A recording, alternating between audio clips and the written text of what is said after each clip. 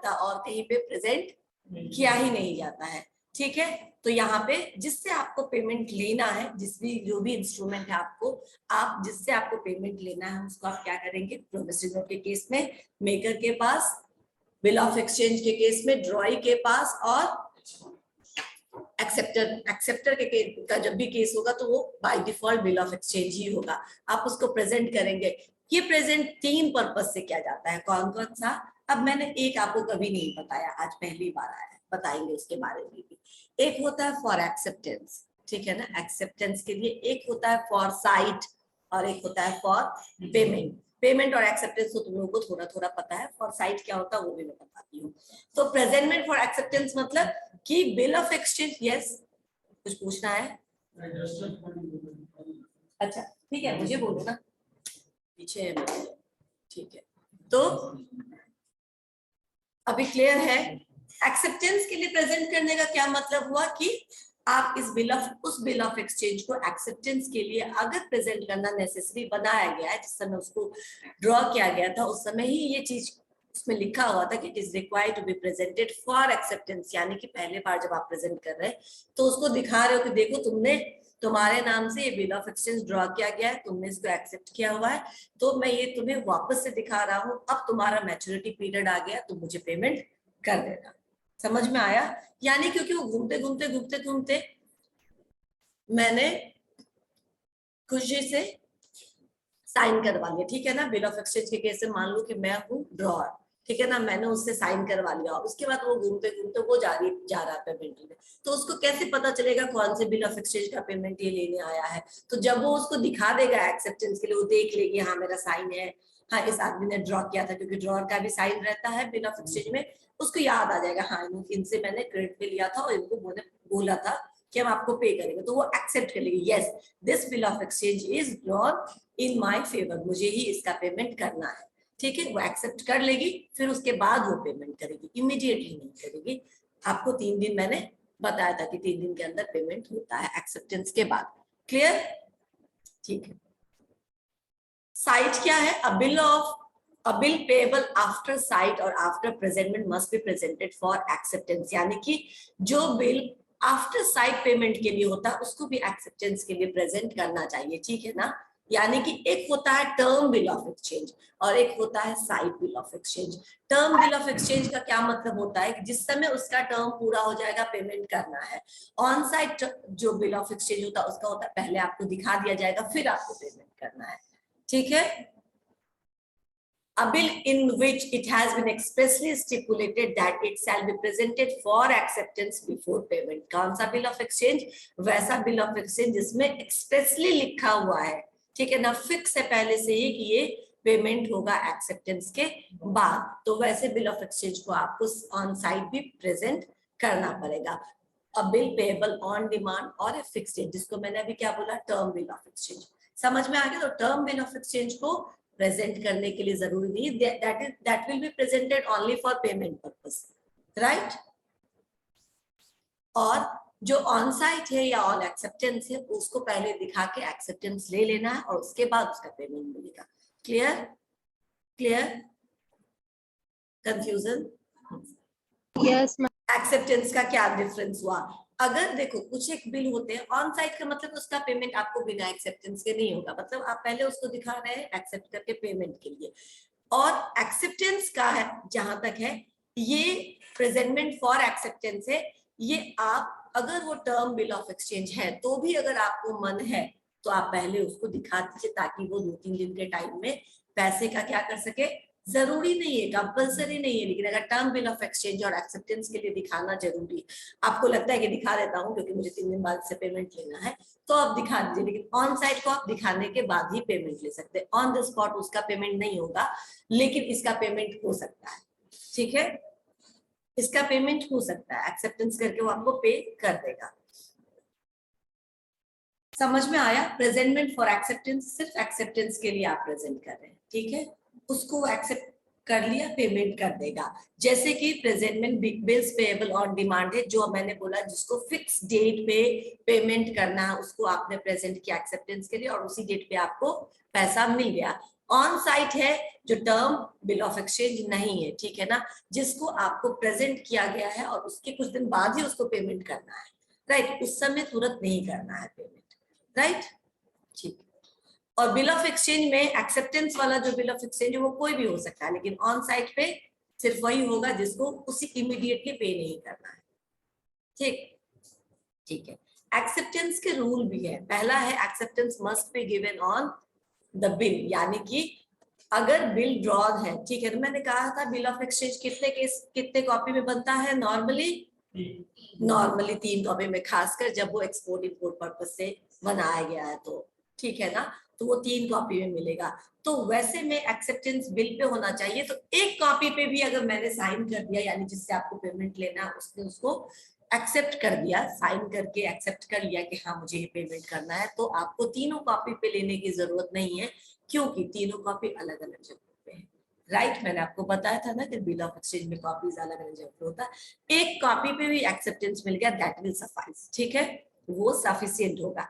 Acceptance must be signed by the ड्रॉई और by his agent, यानी कौन कौन एक्सेप्ट कर सकता है इसको, तो खुशी के नाम से ड्रॉ किया था मैंने, तो या तो खुशी कर सकती है या उसके द्वारा ऑथराइज जो एजेंट है वो कर सकता है, एजेंसी लॉ हम जानते हैं, ठीक है। सिग्नेचर मस्ट बी देयर, यानी कि या तो खुशी का साइन हो या खुशी के ऑथराइज एजेंट का साइन हो, साइन जरूर रहना चाहिए एक्सेप्टेंस के लिए।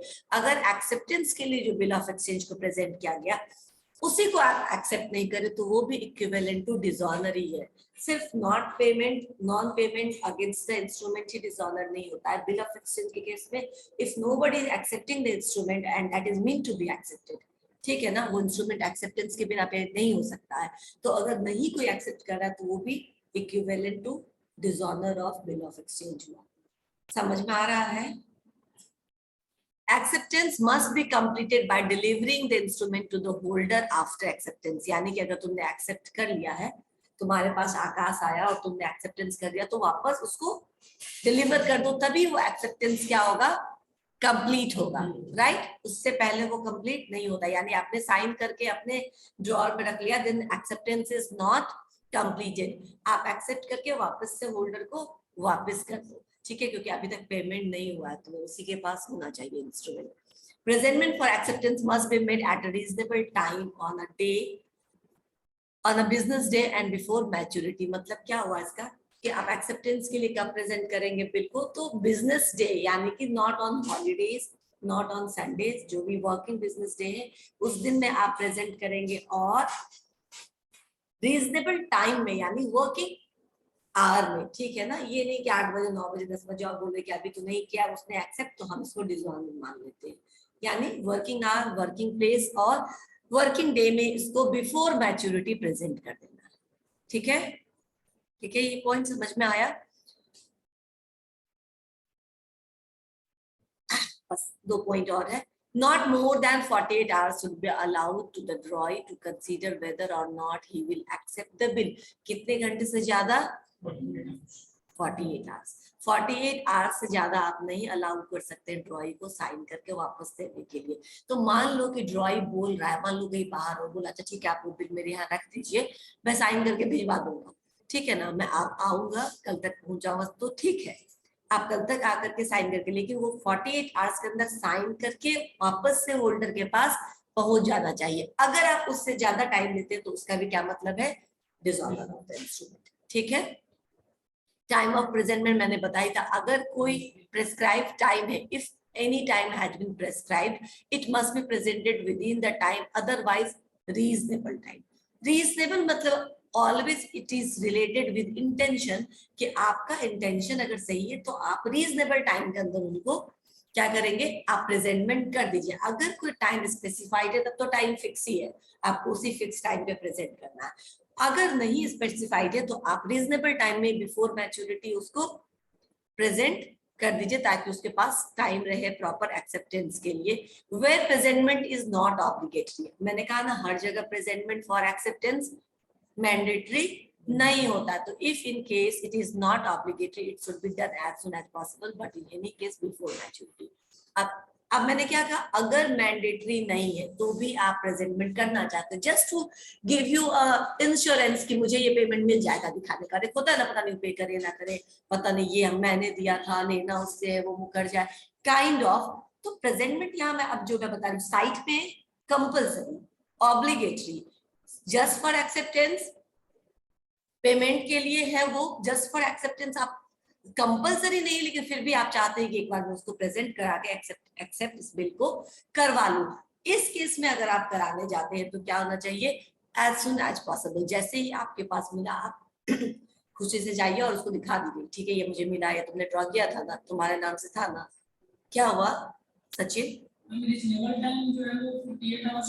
नहीं, मैं बता रही हूँ आपको, जहाँ पे फिक्स नहीं है टाइम, ठीक है ना, आप अलाउ ये 48 आवर्स यहाँ मत उसको मिक्स करो। मैं बताती हूँ ये 48 आवर्स क्या है। 48 आवर्स, आकाश खुशी के पास गया, खुशी ने बोला अभी रख दो, मैं बहुत बिजी हूँ, मैं करके आपके यहाँ भेज दूंगी, ठीक है ना। अब वो तुमने रख दिया, ठीक है, 48 आवर्स के अंदर, यानी कि 2 दिनों के अंदर, ठीक है ना, वो तुम्हारे पास पहुंच जाना चाहिए एक्सेप्टेंस के बाद। ये इसको इससे मत मिलाओ, क्योंकि time of presentment is different from what you allow to accept. Time of present मतलब आप कब उसको प्रेजेंट कर सकते हैं। तो अगर कोई निश्चित समय फिक्स किया हुआ है बिल पे, ठीक है ना, 1 महीने बाद का, 1.5 महीने बाद का, 1 हफ्ते बाद का, तो आप उस समय प्रेजेंट करिए। अगर नहीं फिक्स किया गया है तो किसी रीजनेबल टाइम में बिफोर मैच्योरिटी, यानी कि उस डॉक्यूमेंट के मैच्योरिटी डेट से ना, अदरवाइज तो फिर वो इनवैलिड हो जाएगा, राइट। तो मैच्योरिटी डेट से पहले आप उसको प्रेजेंट कर दीजिए, right. Now it should be done. हाँ, अब ये जो लास्ट लाइन है, where presentment is not obligatory, जहां पे प्रेजेंट करना जरूरत नहीं था, आप सीधा उसको पेमेंट के लिए प्रेजेंट कर सकते थे, लेकिन तभी आपको मन होता है कि मैं प्रेजेंट करके एक्सेप्ट करवा लूं, ठीक है ना, तो आप करवा सकते हैं, किसी ने मना नहीं किया, रोका नहीं है कि आप ये नहीं कर सकते हैं। समझ में आया? तब जब आप प्रेजेंट करेंगे तो क्या होगा, तो आप किसी रीजनेबल टाइम में करिए। रीजनेबल टाइम का मतलब होता है कि किसी भी केस में मैच्योरिटी से पहले, लेकिन एकदम से 1 दिन पहले नहीं, 2 दिन पहले नहीं, एक रीजनेबल टाइम है ताकि वो प्रिपेयर हो जाए पे करने के लिए। समझ में आया? आप प्रेजेंट करें, दूसरा आपको एक्सेप्ट करके दे रहा है जो 48 आवर्स का टाइम आपने उसको अलाउ किया है, लेकिन अभी तो आपको जाना है ना। अगर नहीं कंपलसरी है तो भी तुम चाहते हो कि मैं एक बार प्रेजेंट कर दूं, तो थोड़ा रीजनेबल टाइम में करो, 2-3 दिन 4 दिन पहले कर दो कि एक तो तैयार हो जाए, 3-4 दिन बाद मुझे पेमेंट करना है, ठीक है। कुछ डाउट है तो पूछ लो। यस, हाँ संजनी, कुछ डाउट है? मैम प्रेजेंटमेंट एक बार एक्सप्लेन कीजिए। ठीक है, मैं कर देती हूँ फिर से एक बार प्रेजेंटमेंट। प्रेजेंटमेंट 2 केसेस में किया जाता है, एक होता है एक्सेप्टेंस के लिए और एक होता है ऑन साइट के लिए, ठीक है। ऑन साइट पेमेंट, यानी ऑन साइट पेमेंट का मतलब है कि आपको a bill payable after site after presentment must be presented for acceptance। वैसे बिल जो एक्सेप्टेंस के बाद ही पे होंगे, ठीक है ना, यानी आप अभी क्यों दे रहे हैं, पेमेंट के लिए नहीं प्रेजेंट कर रहे हैं, अभी जो ऑन साइट आपने किया है वो एक्सेप्टेंस के लिए कर रहे हैं, ठीक है। इस बिल ऑफ एक्सचेंज को, on site bill of exchange को प्रेजेंट करना कंपलसरी है, right. A bill payable after site or after presentment must be presented for acceptance, ठीक है। पहला है एक्सेप्टेंस वाला, ओनली सर्टेन टाइप्स, यानी कुछ ही बिल्स होते हैं जिनको एक्सेप्टेंस के लिए प्रेजेंट करना होता है, सब बिल को नहीं प्रेजेंट करना होता। अगर वो टर्म बिल ऑफ एक्सचेंज है तो आपको जरूरत नहीं है, साइड बिल ऑफ एक्सचेंज है तो आप उसको प्रेजेंट कर दीजिए, ठीक है। समझ में आया? उस समय वो एक्सेप्ट करके आपको दे देगा। दूसरा, a bill in which it has been expressly, जहां पे एक्सप्रेसली स्टिपुलेटेड है कि आप इस बिल ऑफ एक्सचेंज को जब तक प्रेजेंटमेंट फॉर एक्सेप्टेंस नहीं करिएगा वो पेमेंट नहीं होगा, तो आपको एक्सेप्ट कराना पड़ेगा। थर्ड पॉइंट है इसमें, a bill payable on demand और a fixed day need not be presented for acceptance, यानी कि अगर डेट फिक्स्ड है, जो मैं टर्म बोल रही हूँ, तो आपको प्रेजेंटमेंट की जरूरत नहीं है। यहां तक क्लियर हुआ संजलि?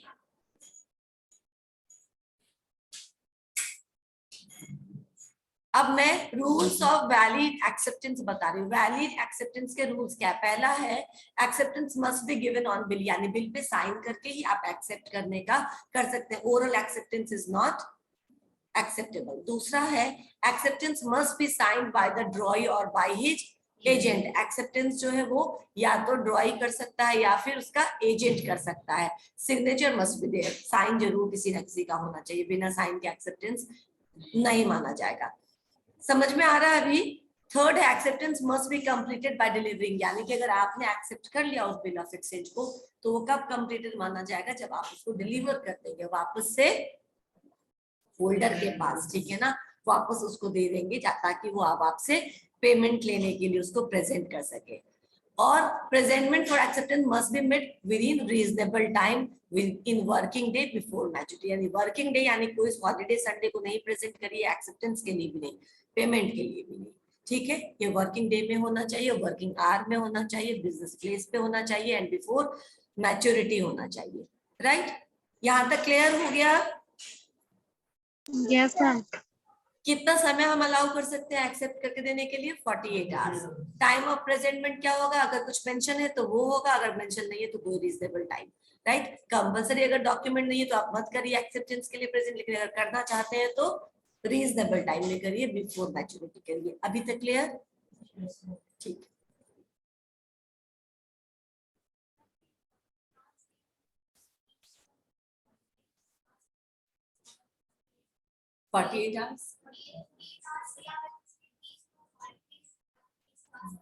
नहीं, प्रेजेंटमेंट का टाइम उस दिन नहीं होना चाहिए। आपने सैटरडे को प्रेजेंट किया, संडे को संडे आ गया तो लेकिन वो एक्सेप्ट करके संडे तुम्हें दे क्यों नहीं सकता है? तुम संडे को मत जाओ प्रेजेंट करने। समझ में आया ना? वो आपको संडे दे या मंडे दे, दोनों ही चलता है, ठीक है ना। आप संडे को या फिर अगर बीच में मान लो कि तुमने जिस दिन प्रेजेंट किया और एक्सेप्टेंस देने के बीच में कोई ऐसा हॉलीडे आ गया जो 48 आवर्स, तो हॉलीडे को काउंट नहीं करेंगे।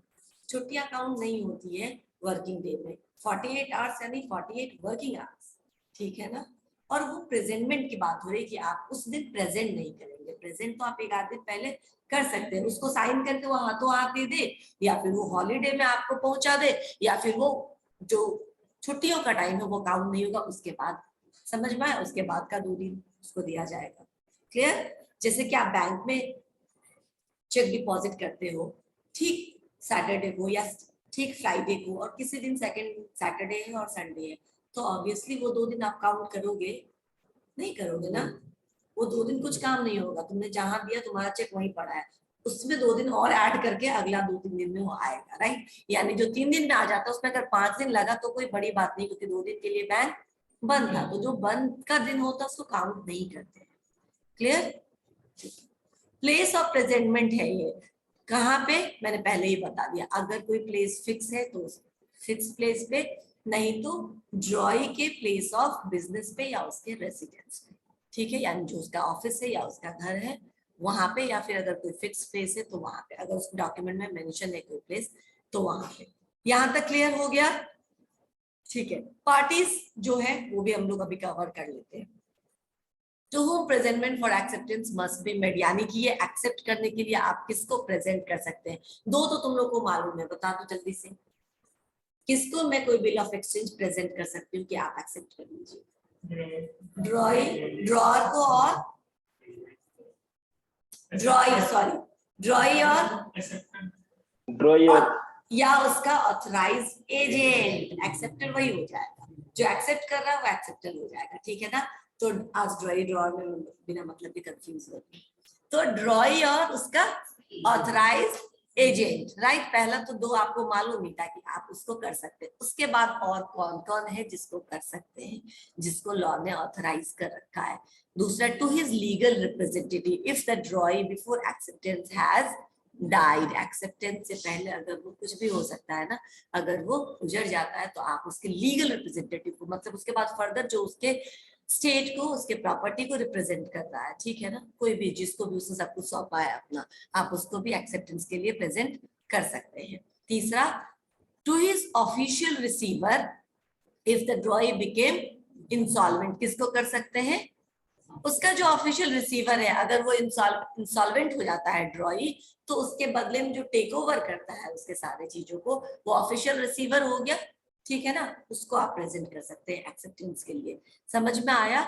To drawee in case of need. अच्छा, तो drawee in case of need का क्या मतलब हो गया कि उसको एक्सेप्टेंस नहीं, ड्रॉई नहीं है, उसके गैर हाजिरी में अगर किसी और का नाम मेंशन है, कभी कभी डॉक्यूमेंट में नाम क्या होता है, मेंशन होता है ना, कि अगर मैं नहीं रहूंगा तो मेरा भाई एक्सेप्ट कर लेगा, ठीक है ना, वो नॉमिनी जैसे हम लोग अकाउंट में डालते हैं, ठीक है ना, नहीं तो मैं नहीं तो मेरे बाद नॉमिनी, काइंड ऑफ, यहाँ मर नहीं रहा है ड्रॉई, ठीक है ना, यहाँ जिंदा है ड्रॉई लेकिन कहीं और है, इमरजेंसी में कहीं फंस गया है, आना था लेकिन फ्लाइट कैंसिल हो गई, कोविड हो गया, वो वहां पे बंद हो गया, ठीक है ना, कुछ ऐसा समस्या हो गया, तुम समझ लो, तो वहां पे उसने अपना ऑल्टरनेटिव लिख रखा है, जैसे समझो ऑथराइज्ड एजेंट हुआ ना, और वो एजेंट उसका नहीं है लेकिन उसको उतना उसने छूट दे रखा है, जैसे किसी बिजनेस का मैनेजर होता है, ओनर के एब्सेंस में मैनेजर क्या होता है, एक्सेप्ट कर सकता है। तो drawee in case of need का मतलब है कि ड्रॉई के एब्सेंस में अगर किसी और का नाम मेंशन है तो वो भी उसको एक्सेप्ट कर सकता है, नॉट नेसेसरी कि वो उसका ऑथराइज एजेंट ही हो, उसके लिए एज एन एजेंट ही काम कर रहा हो, उसका छोटा भाई हो सकता है, उसके घर का कोई और हो सकता है, या उसके ऑफिस का मैनेजर हो सकता है, कोई भी हो सकता है जो आपको उस समय उसके एब्सेंस में एक्सेप्ट करके दे देगा, ठीक है। ड्रॉई इन केस ऑफ नीड बोलिए, इन केस ऑफ नीड जहां पे ड्रॉई एब्सेंट है, उसके एब्सेंट को फुलफिल करने के लिए कोई ऑथराइज है, किसी का नाम उस पर लिखा है कि मैं नहीं रहूंगा तो फलाना कर देगा, वो फलाना बिकम्स द एक्सेप्टेड, क्लियर, ठीक है। टू और to acceptor for honour, to acceptor for honour का क्या मतलब होता है, यहाँ पे क्या है, किसी को ऑथराइज नहीं किया गया है, किसी का नाम नहीं मेंशन किया गया है कि मेरे एब्सेंस में ये कर लेगा, लेकिन अगर किसी का मेरा ड्रॉ किया हुआ, ठीक है ना, खुशी को मैंने दिया और खुशी एब्सेंट है या खुशी हॉस्पिटलाइज है या कुछ प्रॉब्लम है, वो नहीं कर सकती, या फिर अभी उसके पास पैसे नहीं है, वो एक्सेप्ट करेगी तो उसको 72 आवर्स में पे करना पड़ेगा, कुछ ऐसा हो गया, और खुशी के कोई फ्रेंड या भाई बहन या पेरेंट कोई ऐसे हैं जो चाहते हैं कि उसके ऊपर कोई भी डिसऑनर का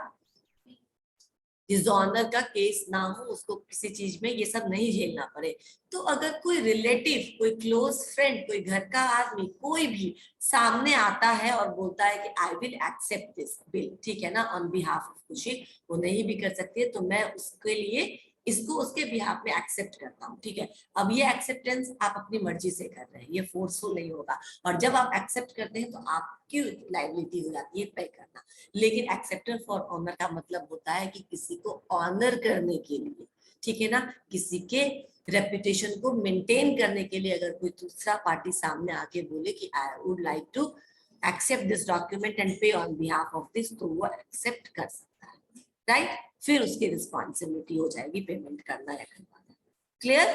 अब इसमें थोड़ा अंतर है, to draw in case of need and to acceptor for honour में ये क्या होता है, ये विलिंगली करता है, इसका कोई नाम नहीं था, इसको किसी ने कहा नहीं था, इसकी कोई रिस्पॉन्सिबिलिटी नहीं थी, तो ये विलिंगली किसी को, किसी के रेपुटेशन को प्रोटेक्ट करने के लिए, ऑनर करने के लिए उस बिल को आगे आता है, ठीक है। इसमें क्या था, इसका नाम already in draw in case of need में मतलब होता है कि ये ऑलरेडी नाम मेंशन था, राइट, इसमें कोई इनिशिएटिव नहीं होता है, अब मैं नहीं रहूंगा तो मेरे बाद ये मेरे बदले में ये कर देगा, ये इसमें ऑलरेडी मेंशन होता है, उसको draw in case of need बोलेंगे, क्लियर। लास्ट ये भी कर ही लेते हैं, to all the drawees in case there are more drawees and there are not partners, अच्छा पार्टनर्स भी हो सकते हैं जिनके अगेंस्ट आपने कोई कुछ ड्रॉ किया हो, तो अगर पार्टनर है, अब आप लोग पार्टनरशिप बुक से अच्छी तरीके से जानते हैं, पार्टनरशिप में क्या होता है, एक पार्टनर का साइन इज इक्विवेलेंट टू और पार्टनर कंसेंट, राइट, तो अगर पार्टनर्स को आपने ये बिल ऑफ एक्सचेंज पार्टनरशिप के अगेंस्ट आपने ये दिया है तो किसी ने एक्सेप्ट कर लिया, सबसे एक्सेप्टेंस लेने की आपको जरूरत नहीं, लेकिन अगर if you have given against a group of people तो आपको क्या करना पड़ेगा, एक्सेप्टेंस सारे ड्रॉइज से लेना पड़ेगा, ठीक है ना, अगर एक से ज्यादा ड्रॉइज है, ठीक है ना, तो उस केस में all the drawees is required to be accepted, सारे एक्सेप्टेंस के लिए सारे ड्रॉइंग को साइन करना पड़ेगा, एक ही कंडीशन में नहीं करना पड़ेगा अगर वो पार्टनर से, क्योंकि पार्टनरशिप में ये लॉ ही है कि एक का कंसेंट ही सबका कंसेंट होगा, ये अपने आप ही अंडरस्टूड है, इम्प्लाइड है, इसीलिए उस केस को छोड़ करके if there are multiple drawing आपको सबसे साइन लेना है, इतना क्लियर हो गया, ठीक है, आज के लिए इतना ही, फिर नेक्स्ट क्लास में करते हैं, ठीक है, क्लियर। एक मिनट मुझे अटेंडेंस देख लेने दो। चलो ठीक है, सबका ऑन है। मेघा, दिव्या, दोनों 24 and 4 राइट डाउन।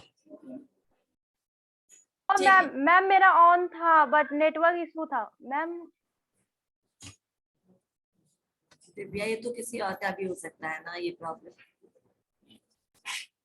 ठीक है, हाँ बता रही हूँ मैं। 15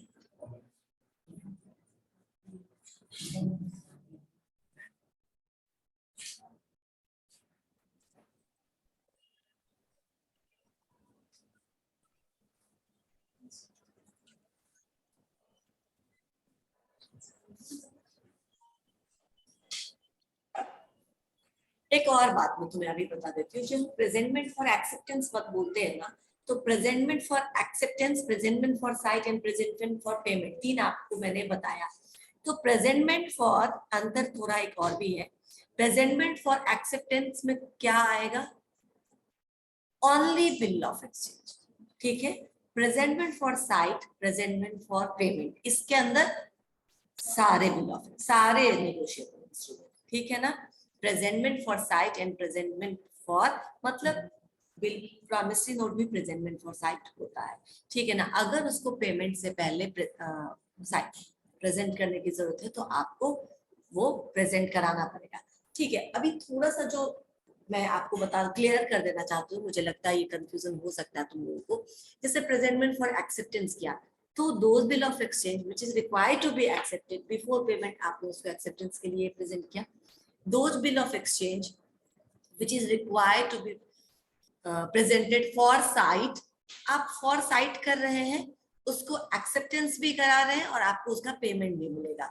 लेकिन कुछ बिल ऑफ एक्सचेंज जो होते हैं उनको आपको फॉर साइट कराने की जरूरत नहीं होती है, डायरेक्ट पेमेंट के लिए आप जा सकते हैं।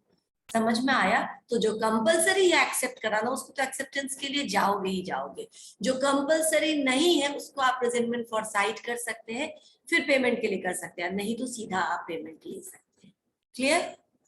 ठीक है। और प्रेजेंटमेंट फॉर साइट सारे डॉक्यूमेंट का हो सकता है, जैसे कि प्रॉमिसरी नोट का भी होता है और बिल ऑफ एक्सचेंज का भी होता है। नॉट ऑलवेज रिक्वायर्ड, हमेशा जरूरत नहीं होता है इसको प्रेजेंटमेंट फॉर साइट करने का, दैट डिपेंड्स, ठीक है ना। If it is payable with in a specified period after site, जिस दिन आपको दिखाया उसके कुछ दिन के बाद ही उसका पेमेंट होगा, तभी उस इंस्ट्रूमेंट को आप ऑन साइट प्रेजेंट करते हैं, ठीक है। खुद से पढ़ के देखना, अगर कोई कंफ्यूजन होगा तो फिर नेक्स्ट क्लास में इसको कर लेंगे।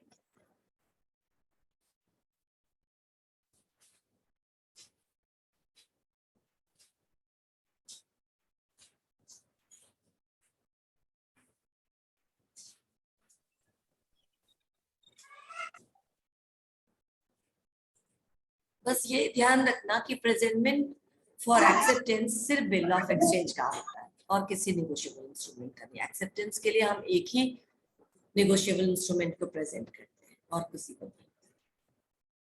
बिल ऑफ एक्सचेंज में भी सारे बिल ऑफ एक्सचेंज को एक्सेप्टेंस के लिए प्रेजेंट करने की जरूरत नहीं है, सारे बिल ऑफ एक्सचेंज को ऑन साइट प्रेजेंट करने की जरूरत नहीं है, डायरेक्ट पेमेंट के लिए भी प्रेजेंट आप कर सकते हैं। बाकी और कोई कंफ्यूजन होगा तो नेक्स्ट क्लास में हम लोग क्लियर करेंगे, क्योंकि जब पढ़ेंगे तो समझ में आएगा, फिर आप लोग पूछ सकते हैं। मैं जहां तक क्लियर करना चाहती थी उतना मुझे लगता है कि मैं कर रही हूँ।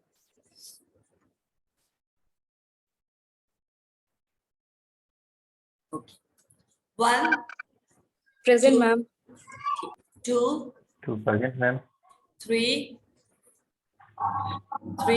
Present, ma'am. Present, ma'am.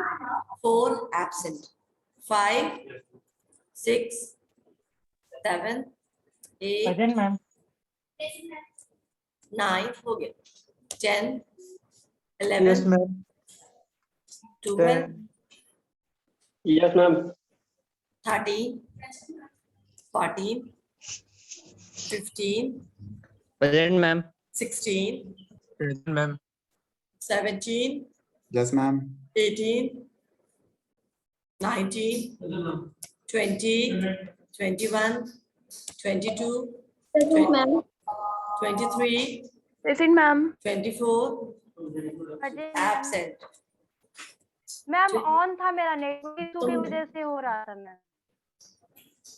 Divya, network का कनेक्शन थोड़ा ठीक कर लो बाबू। ऐसे रोज रोज तो दूसरे बच्चे भी बोलेंगे ना, फिर आपका मैं कंसीडर करूंगी तो दूसरे बच्चे का भी कंसीडर करना पड़ेगा। बोलो, जोर से बोलो। सुयश कुछ बोल रहा है, यहाँ पे भी होता है। हाँ। 25, 26, 27, 25 एब्सेंट। एक दिन क्या, मैंने 2 घंटे के लिए मोबाइल ले लिया, एब्सेंट ही हो गया ये। 27, 28, 29, 30, 31, 32। Roll number 30, present, ma'am. हो गया Present, ma'am. 32। Yes, ma'am. तो फिर से क्लास आना बंद कर दिए, क्या हो गया? एक दिन आए फिर चले गए। वो मैम फीवर हो गया था शायद। थोड़ा ठीक से रहो, ठीक है ना? अभी फीवर उबर मत करो, ठीक है? नोट्स है आपके पास, आप किसी बुक से भी पढ़ के देखिए, जो समझ में आएगा ठीक है, नहीं समझ में आएगा तो फिर से हम लोग इसको क्लियर कर लेंगे, ठीक है? Yes, ma'am.